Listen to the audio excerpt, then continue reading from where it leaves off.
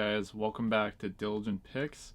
Today I'm excited to talk about episodes 2 and 3 of the Mighty Ducks Game Changers, which are Dusters and Breakaway. I'll talk about each episode individually, especially for those of you who haven't seen episode 3 yet, in case you want to start the video and then halfway stop it and come back after you've seen the third episode. Now, I'll be honest, the reason I am reviewing both of these episodes is because the second episode in particular did not impress me too much, and to be honest, I didn't really have it in me just to talk about that one by itself. And not only that, but I got very busy this last week, and after watching episode 3, I realized I really wanted to talk about them. I thought, why not just talk about them both? So episode 2, Dusters, brings in a new director, Michael Spiller, and is without the original writer of the film trilogy, Steve Brill. This episode had a lot to live up to because of that, and unfortunately, it did not quite deliver what I was hoping. To be honest, it kind of had me concerned about where the series was going to go. It wasn't all that bad or anything, it just kind of felt like a filler episode,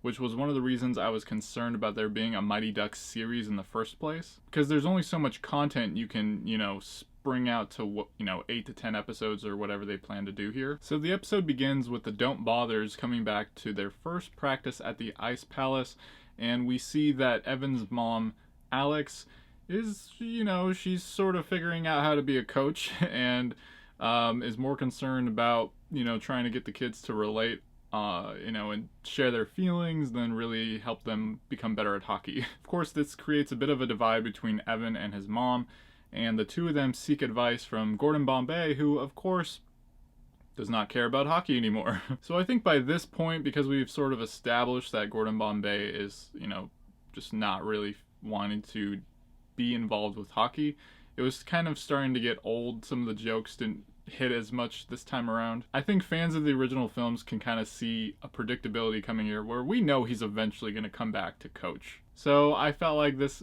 part of the story arc maybe was dragging on a little bit. However, one development I did like is that we saw that Bombay is obviously kind of trying to find little ways to hide the fact that he actually does care about hockey. So he decides to give Alex a little tip and let them know that there's this lost and found where they can try to take all of this gear that they desperately need. I think this part was probably the highlight of the episode. I like the little, side part of them trying to sort of steal all of this equipment essentially. But hey, if no one's claimed it and it's been there forever, I mean, well.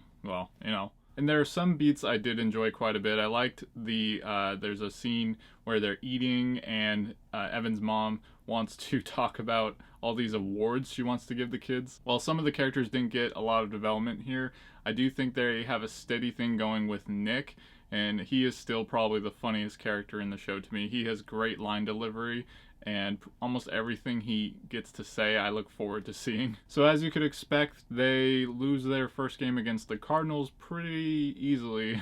And that kind of sums up this episode. Not too much has happened, but we can see that it's building towards something. We know that they're really trying to recruit Sophie, another Mighty Duck that Evan might have sort of an interest in. Beyond just a friend, we're not so sure yet, but we know that she could be really good and a great asset to the team. So from here on out, I'm going to go ahead and talk about episode 3 for those of you who haven't seen it yet and would like to watch it before I discuss things. So episode 3 is called Breakaway, and it brings in director Jay Karras. And at this point, I actually think this might be my favorite episode so far. It was a great return to form, and a lot of things happened, even things that were not that relevant to the overall plot. There was a lot of great character development. So the episode's biggest goal, no pun intended, is for Evan to try to recruit Sophie in this episode. He tries to point out the fact that she really could be the best player on the team. It could help her stats, if she's trying to get into college and all sorts of stuff. But we can see, despite all these, pretty elaborate attempts, I would say, to charm her by many members of the team, it just doesn't seem to be working out. This was easily one of my favorite parts of the episode. I think we really got to see a lot of great character development, especially from Sophie and Evan. But by this point, the show seems to have cemented all the Don't Bothers with their main traits, and we get to see all of these, continuous jokes and things that they bring to help them all stand out from time to time. For example, we know that Coob is very socially awkward, and there's a great moment where he just kind of steps in front of Sophie and she asks him a question and he doesn't really know what to say, so he just says, yes, and walks away. But another aspect I enjoyed a lot was the sort of side story of this episode, which was as we saw Nick trying to, I guess, console and get to know Winnie, the lady who works at the Ice Palace, a little bit better. This, of course, is because she just broke up with her boyfriend, so Nick sort of sees an opportunity here to possibly, well, you know, become her rebound, I guess. She's obviously a lot older than him, and we get some, you know, nice heart-to-heart moments between Nick and Gordon Bombay. You know, he still has a heart somewhere down there, and he gives him some sound advice. I like that they have sort of this nickname for her ex-boyfriend, Coco Steve, or something like that. Now, as we saw a little bit in episode 2, we can tell Gordon Bombay definitely cares about hockey. And one thing I actually didn't discuss was there is a moment in that episode where he is on the ice, clearly, you know, practicing, and still he's still got it. And Alex, of course, notices that, and you can tell that there's maybe something there. So at some point in this episode, while they're practicing, Gordon Bombay sees the opportunity to write a very interesting play that could help them in their upcoming match against the Mighty Ducks. This is, of course, where the title Breakaway comes into play. The Don't Bothers managed to lose 17-0 nearly until they managed to make a last-ditch effort with this play and score 1 goal.